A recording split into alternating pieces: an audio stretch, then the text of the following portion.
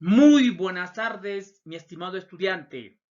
El que te saluda es el profesor Miguel Ángel Valverde Nivín, docente del curso de literatura. Mi estimado estudiante, como estás observando la imagen, el día de hoy vamos a desarrollar y vamos a ver los grandes maestros de la literatura española, los que fueron conocidos y estudiados por muchos y hasta hoy en día se sigue hablando de estos grandes maestros de la literatura española. Estos maestros como Calderón de la Barca, Lope de Vega, Francisco Quevedo, Miguel de Cervantes, Garcilaso de la Vega, son maestros que en el campo de la literatura española han hecho historia. Y el día de hoy lo vamos a ver precisamente en la Edad de Oro. Lírica y teatro. Lírica y teatro. Vamos a ver quiénes son los máximos representantes del siglo de oro en la poesía, los máximos representantes del siglo de oro en teatro.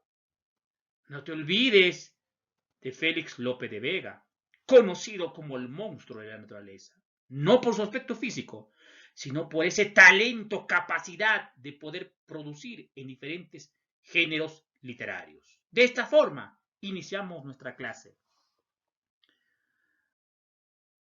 Rápidamente, mi estimado estudiante, vamos identificando cuándo se desarrolla la Edad de Oro o el siglo de oro español.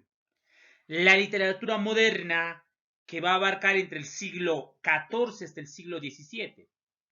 Y justamente esta literatura moderna o el siglo de oro español va a abarcar o se va a presentar el Renacimiento y el Barroco. Estos dos movimientos literarios, ¿no? Que nosotros hemos visto que es un renacimiento y también vamos a ver o vamos a entender qué es lo barroco.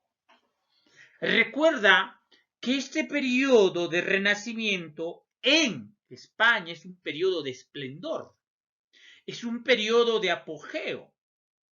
Y si yo me voy a centrar en el campo de la literatura, te hago recordar que el Renacimiento surge en Italia en el siglo XVI.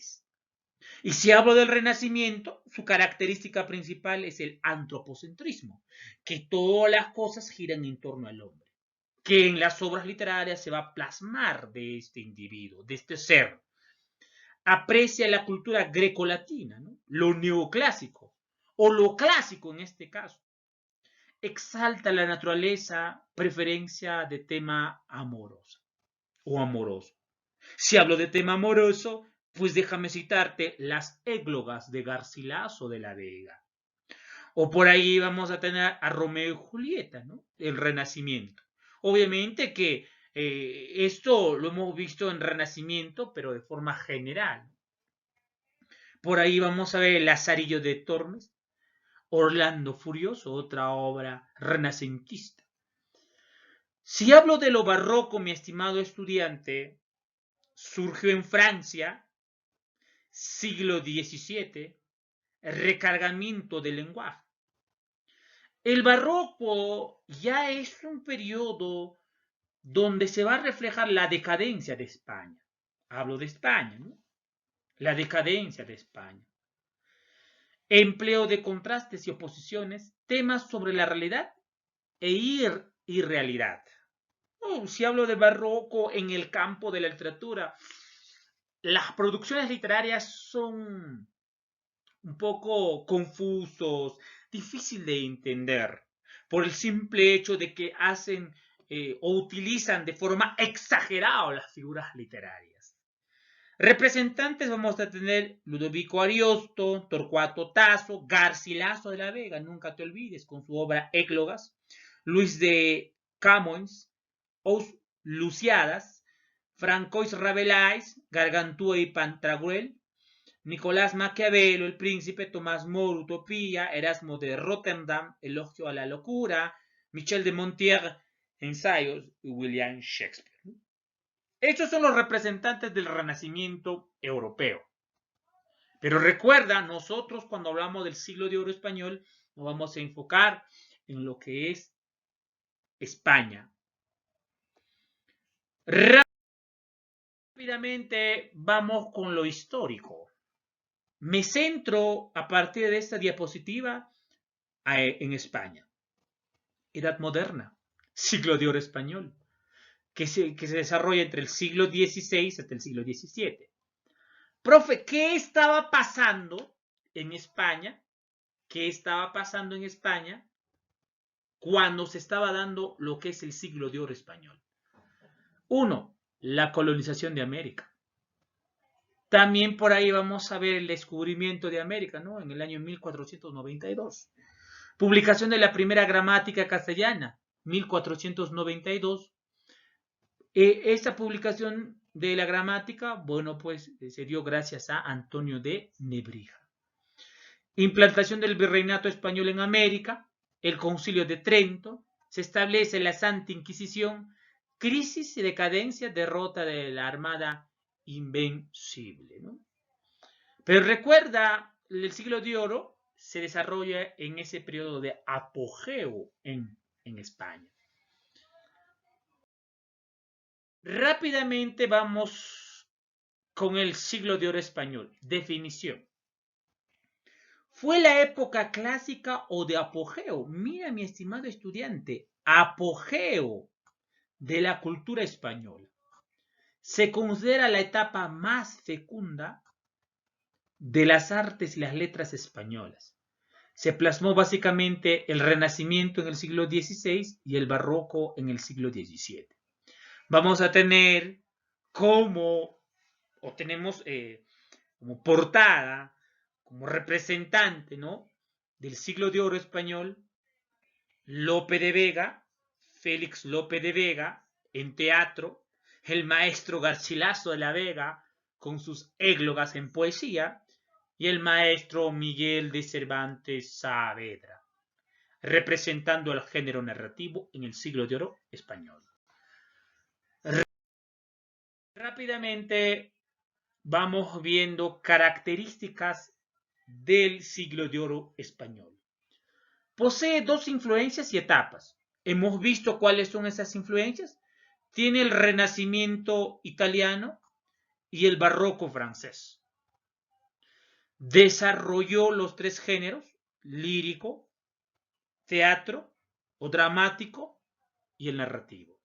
Surgen nuevas especies. Recuerda que en Grecia aparece el teatro, con tragedia y comedia, pero faltaba el último subespecie, que en este caso aparece en España: drama, que es una mezcla entre tragedia y comedia. Muy bien. Rápidamente vamos con las etapas de la lírica. Ahí vamos a encontrar las escuelas, las famosas escuelas. En el primer Renacimiento vamos viendo la escuela italiana. La escuela italiana. Que en este caso, esta escuela italiana estaba representada por dos escritores, ¿no? Uno, Garcilaso de la Vega, y el otro, Juan Boscán. Garcilaso de la Vega con su obra Églogas, y en este caso Juan Boscán, coplas, sonetos y otros poemas. Segundo Renacimiento, aparece la escuela salamantina y la escuela sevillana. La salamantina, representada por Fray Luis de León, con su obra Oda a la vida retirada. Y Fernando de Herrera aparece con su obra Amores de Lausino y Corona. Y en este caso vamos a ver el barroco.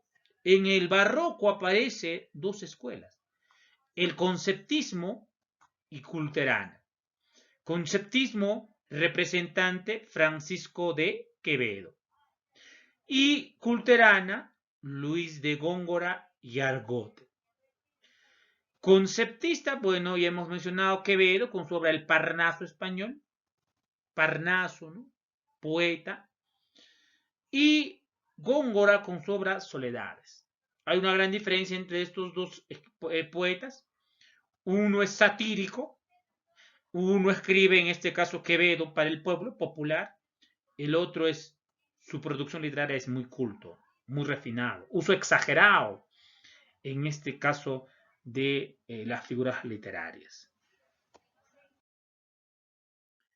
Sigo viendo. Vamos a analizar rápidamente las églogas en lo que es poesía.